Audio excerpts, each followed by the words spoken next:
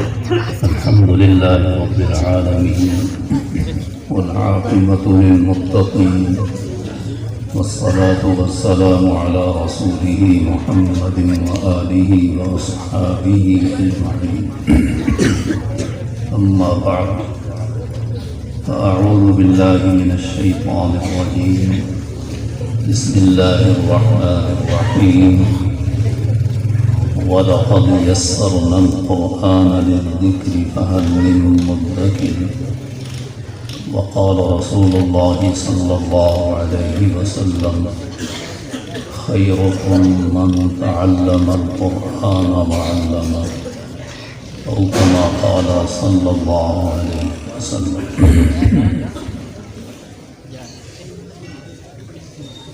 ہم اس وقت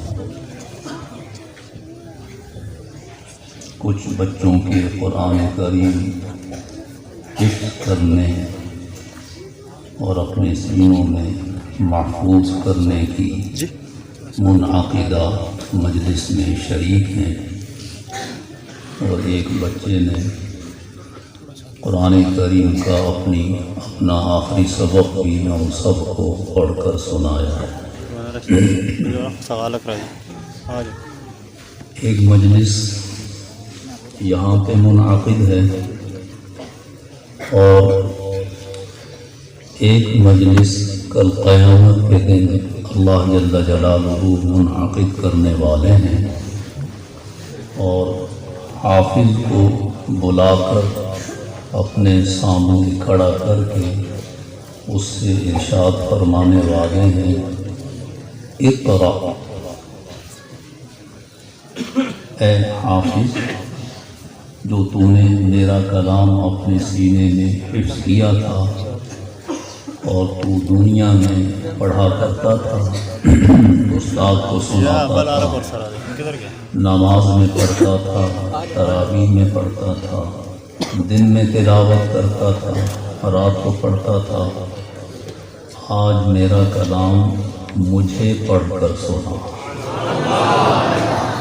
سننے والے اللہ جل جلالہ ہوں گے اور پڑھنے والا یہ حافظ قرآن ہوگا، اور اللہ جل جلالہ عم نوالہ ساتھ ہی یہ بشارت بھی دے دیں گے کہ تیرے اس پڑھنے کا انعام بھی تجھے نقد بھی ملتا جائے گا۔ دنیا میں تو قرآن کریم پڑھنے کا بدلہ لینے سے منع فرمایا ہے۔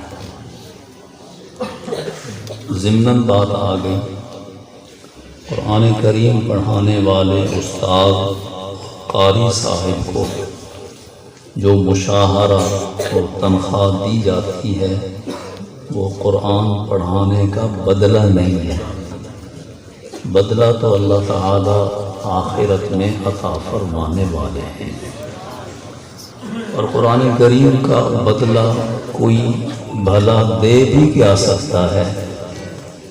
اس کا ایک حرف ساتوں زمینوں اور ساتوں آسمانوں کو جمع کر کے دیا جائے تب بھی اس کا بدلہ نہیں بن سکتا۔ تو یہ حافظ پڑھے گا، اللہ جل جلالہ عم نوالہ اس کے ایک آیت کے پڑھنے پر اس کا ایک درجہ بلند فرما دے۔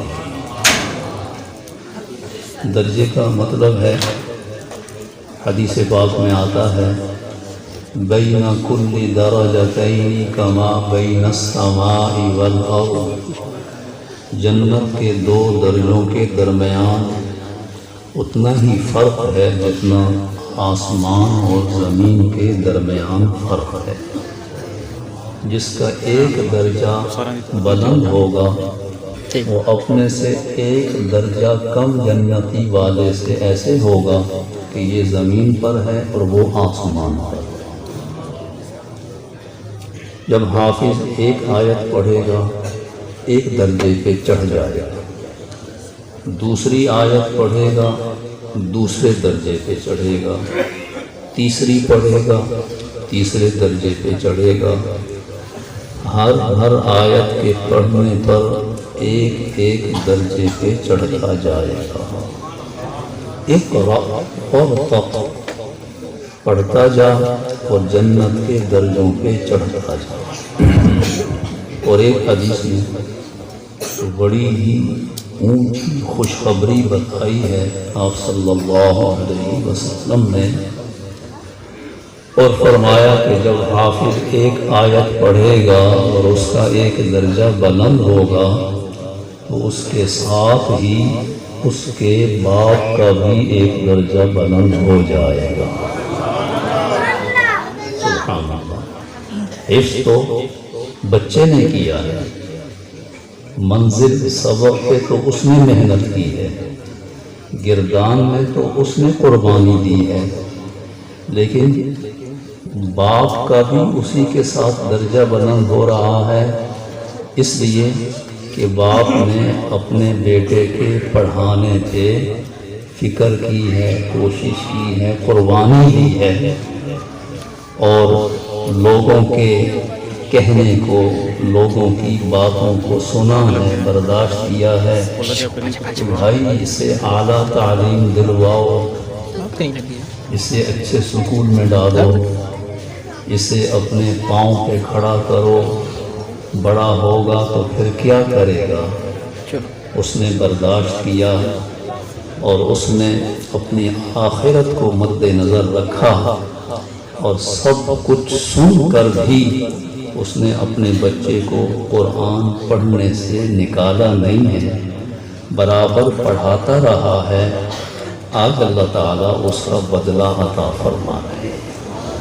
حافظ کا ایک درجہ بلند، ساتھ ہی اس کے باپ کا بھی ایک درجہ بلند۔ اور اس سے پہلے آپ صلی اللہ علیہ وسلم ارشاد فرماتے ہیں کہ حافظ کے باپ کو بھی اور اس کی ماں کو بھی لایا جائے گا، اور ان دونوں کے سروں پر تاج سجا دیا جائے گا، ماں کے سر پہ، باپ کے سر پہ۔ من قرأ القرآن وعمل بما فيه البس والداه تاجا يوم القيامة ضوءه أحسن من ضوء الشمس لو كانت فيكم في بيوت الدنيا فما ظنكم بالذي عمل بهذا۔ ماں کے سر پر بھی تاج ہے اور باپ کے سر پر بھی تاج ہے، اور تاج ایسا ہے، آپ صلی اللہ علیہ وسلم فرماتے ہیں کہ اگر کسی کے گھر سے سورج طلوع ہو اور وہ روشنی پھیلائے تو اندازہ کر لو کہ اس کی روشنی کتنی ہوگی۔ اب تو کروڑوں میل دور سورج ہے، جب طلوع ہوتا ہے تو سارے اندھیرے چھٹ جاتے ہیں اور ساری بجلیاں، یہ لائٹیں اور یہ بلب اور یہ ٹیوبیں بند کر دی جاتی ہیں کہ سورج کے سامنے اب یہ مدھم ہو گئی، اب ان کی کوئی وقعت نہیں لگی۔ اگر سورج کسی کے گھر سے طلوع ہو تو اس کی روشنی کا کیا عالم ہو سکتا ہے۔ تو آپ صلی اللہ علیہ وسلم فرماتے ہیں کہ حافظ کے باپ اور اس کی ماں کے سر پر جو تاج رکھا گیا ہے، ان کی روشنی گھر سے طلوع ہونے والے سورج کی روشنی سے بھی زیادہ ہے۔ چمک ہے تاجوں کی کہ کیا کہتے ہیں۔ اور پھر آپ فرماتے ہیں کہ ماں باپ کے سر پہ تو یہ تاج رکھا گیا ہے، تو پھر حافظ کے سر پہ کیا ہوگا؟ حافظ کے سر پہ کیا ہوگا وہ تم خود ہی اس کا اندازہ کرو۔ فما ظنکم بالذی عمل بہذا، جس نے قرآن پڑھا ہے، اس کو سینے سے لگایا ہے اور اس کو اپنی زندگی کا راہبر بنایا ہے، اس کے بارے میں تو پھر تم خود ہی فیصلہ کر لو کہ اللہ تعالیٰ اسے کتنا اونچا مقام عطا فرمائیں گے۔ تو حافظ پڑھتا جائے گا اس کا ایک درجہ بلند ہوتا جائے گا، اس کے باپ کا بھی ایک درجہ بلند ہوتا جائے گا۔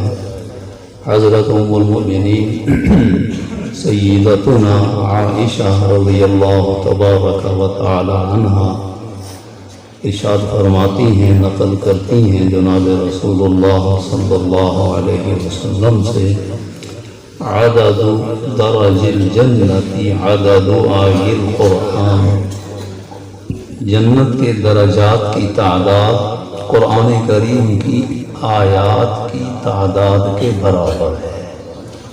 جتنے قرآن کریم کی آیتیں ہیں جنت کے اتنے ہی درجے ہیں۔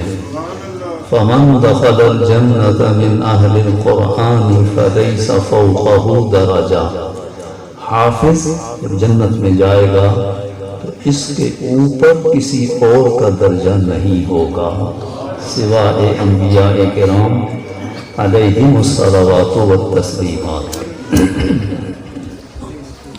یہاں پر ایک واقعہ یاد آیا ہے، اورنگزیب عالمگیر رحمہ اللہ تعالی بڑے اونچے درجے کے مسلمان اور بڑے زیرک اور صاحب بصیرت بادشاہ گزرے ہیں۔ ان کے بچے نے قرآن کریم حفظ کیا تو انہوں نے بڑی شاہی دعوت کا انتظام کیا، بڑے بڑے وزراء رؤساء دعوت میں مدعو ہیں۔ تو اورنگزیب عالمگیر رحمۃ اللہ علیہ نے اپنے چند قاصدوں کو تحفے تحائف دے کر اپنے باپ کی طرف بھیجا، شاہ جہاں جو اس وقت جیل میں تھے، اور کہا کہ والد گرامی کی خدمت میں جاؤ اور میرا سلام بھی عرض کرو اور یہ تحفے بھی خدمت میں پیش کرو، اور ان کو پوتے کے حافظ بننے کی مبارکباد بھی پیش کرو۔ قاصد پہنچے اور بادشاہ سلامت کا سلام عرض کیا، والد نے جواب دیا، تحفے پیش کیے، والد نے قبول کیے۔ اور جب قاصدوں نے کہا کہ بادشاہ سلامت کے بیٹے آپ کے پوتے حافظ ہو گئے ہیں، مبارکباد قبول کریں، تو شاہ جہاں نے کہا کہ اورنگزیب سے جا کے کہہ دو کہ اس کا مستحق تو وہ خود ہے۔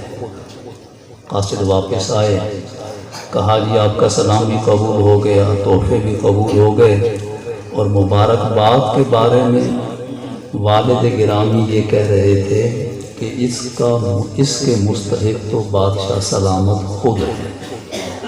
اورنگزیب بڑے سمجھدار آدمی تھے، سمجھ گئے کہ والد صاحب نے مجھے کیا اشارہ کیا ہے، مجھے کیا سبق دیا ہے۔ تو اورنگزیب نے اسی وقت اپنے دل میں تہیہ کیا کہ میں خود قرآن کریم حفظ کروں گا۔ چنانچہ مملکت کے امور کے مصروفیات دور میں انہوں نے 6 ماہ کے قلیل عرصے میں قرآن کریم حفظ کر لیا، اور پھر تحفے دے کر والد گرامی کی خدمت میں بھیجا اور کہا کہ ابا جان سے کہہ دو کہ اب مبارکباد کے وہ مستحق ہو گئے ہیں۔ وہ اس لیے کہ احادیث میں جو فضائل ارشاد فرمائے گئے ہیں وہ باپ کے لیے تو ارشاد فرمائے گئے ہیں، دادا کے لیے نہیں فرمائے گئے۔ تو اورنگزیب کے والد شاہ جہاں یہ چاہتے تھے کہ اورنگزیب کا بیٹا حافظ بنا تو فضائل کا تو وہ مستحق ہو گیا، میرے لیے مبارکباد تو تب بنتی کہ میرا بیٹا اورنگزیب حافظ ہوتا۔ چنانچہ باپ کی وہ خواہش اورنگزیب عالمگیر نے پوری کر دی اور حافظ ہو گئے۔ اور یہاں پر آپ یہ بھی ذہن میں رکھیں، عرض کروں کہ قرآن کریم حفظ کرنا یہ کوئی مشکل کام نہیں ہے۔ وَلَقَدْ يَسَّرْنَا الْقُرْآنَ لِلذِّكْرِ، اللہ تعالیٰ فرماتے ہیں کہ یقیناً بلا شبہ ہم نے قرآن کریم کو آسان کر دیا ہے للذکری، ذکر کی ایک تفسیر ای للحفظ، قرآن کریم کو حفظ کرنے کے لیے آسان کر دیا ہے۔ دوسری تفسیر للذکری، نصیحت حاصل کرنے کے لیے آسان کر دیا ہے۔ اس کے یہ دونوں معنی ہیں کہ قرآن کریم سے نصیحت کرنا بھی، نصیحت حاصل کرنا بھی آسان، اور قرآن کریم کو حفظ کرنا بھی آسان۔ جتنا قرآن کریم حفظ کرنا آسان ہے، اتنی کوئی کتاب بھی حفظ کرنا آسان نہیں ہے۔ اور اس کتاب کو، اللہ کے اس کلام کو 7 برس کی عمر کا بچہ بھی اپنے سینے میں محفوظ کر لیتا ہے، اور اس کی مثالیں موجود ہیں۔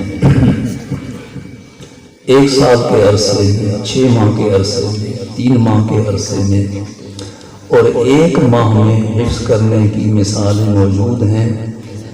1 ہفتے کے اندر قرآن کریم کو حفظ کرنے کی بھی مثالیں اس امت میں موجود ہیں۔ حضرت امام ابو حنیفہ رحمہ اللہ تعالی کے ہاں امام محمد رحمۃ اللہ تعالی علیہ داخلہ لینے کے لیے گئے، طالب علم بن کر گئے۔ امام اعظم ابو حنیفہ رحمہ اللہ تعالی نے پوچھا، بیٹا تم میرے ہاں داخلہ لینا چاہتے ہو تو کیا تم حافظ ہو؟ تو امام محمد رحمۃ اللہ علیہ نے عرض کیا کہ میں حافظ تو نہیں ہوں۔ تو امام صاحب نے فرمایا کہ بیٹا میرے ہاں داخلہ لینے کے لیے حافظ ہونا شرط ہے، داخلہ میں اسے دیتا ہوں جو حافظ قرآن ہو، اور جو حافظ قرآن نہیں ہے تو میں اس کو داخلہ نہیں دیتا۔ امام محمد رحمۃ اللہ علیہ اٹھ کے چلے گئے۔ 1 ہفتے کے بعد پھر حاضر خدمت ہو گئے۔ امام صاحب نے پوچھا کیسے آئے ہو؟ عرض کرتے ہیں داخلہ لینے کے لیے آیا ہوں۔ امام اعظم ابو حنیفہ رحمہ اللہ تعالی نے فرمایا کہ بیٹا تم 1 ہفتہ پہلے بھی آئے تھے تو میں نے تمہیں بتا دیا تھا کہ میرے ہاں داخلے کے لیے حافظ ہونا شرط ہے، اور تم حافظ نہیں ہو، اس لیے تمہیں داخلہ نہیں مل سکتا۔ امام محمد رحمۃ اللہ تعالی علیہ عرض کرتے ہیں کہ حضرت میں نے قرآن حفظ کر لیا۔ امام ابو حنیفہ رحمۃ اللہ علیہ حیران ہوئے، کہا بیٹا تم نے 1 ہفتے میں حفظ کر لیا؟ کہا جی 1 ہفتے میں حفظ کر لیا۔ فرمایا ہو سکتا ہے تم نے پہلے یاد کیا ہوا ہو اور اب دوہرا کے آئے ہو؟ کہا جی نہیں، میں پہلے حافظ نہیں تھا، میں نے اسی پچھلے ہفتے میں ہی قرآن حفظ کیا ہے، اور آپ جہاں سے بھی چاہیں میرا امتحان لیں۔ اور اس سے بھی بڑھ کر قرآن کریم کو 3 دن میں حفظ کرنے کے واقعات بھی موجود ہیں۔ وَلَقَدْ يَسَّرْنَا الْقُرْآنَ لِلذِّكْرِ فَهَلْ مِن مُدَّكِرٍ۔ اور ایک حدیث میں تو بڑی بشارت اللہ کے نبی صلی اللہ علیہ وسلم نے سنائی ہے، اور وہ یہ ہے کہ جو آدمی قرآن کریم پڑھنا یاد کرنا شروع کر دے اور پھر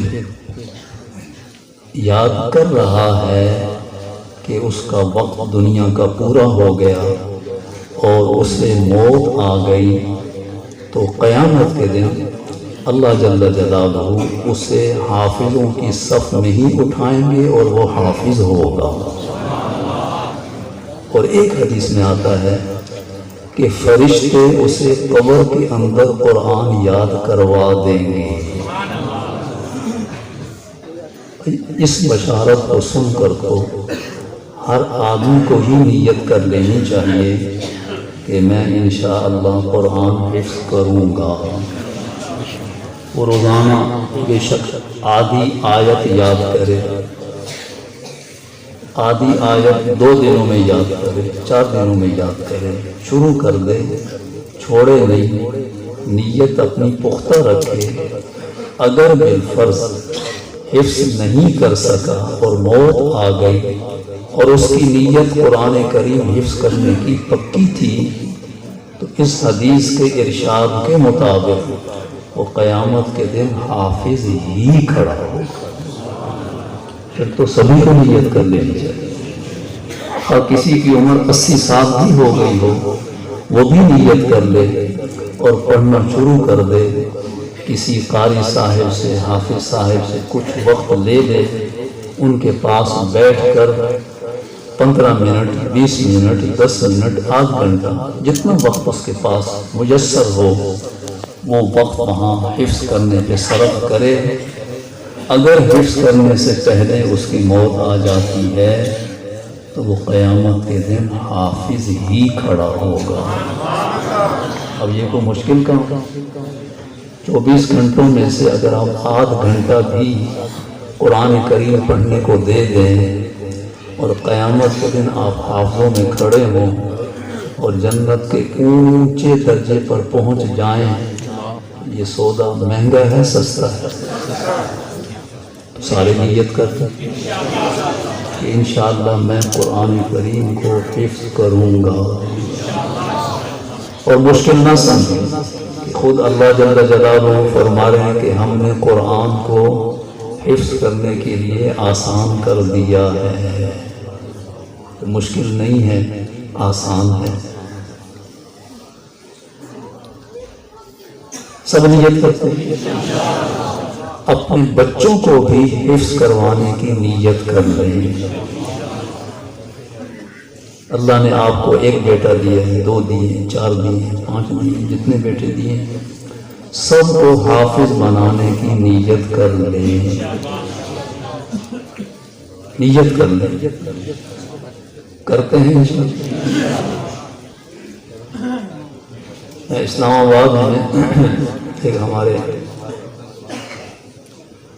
قاری صاحب، 7 بھائی تھے، 7 حافظ۔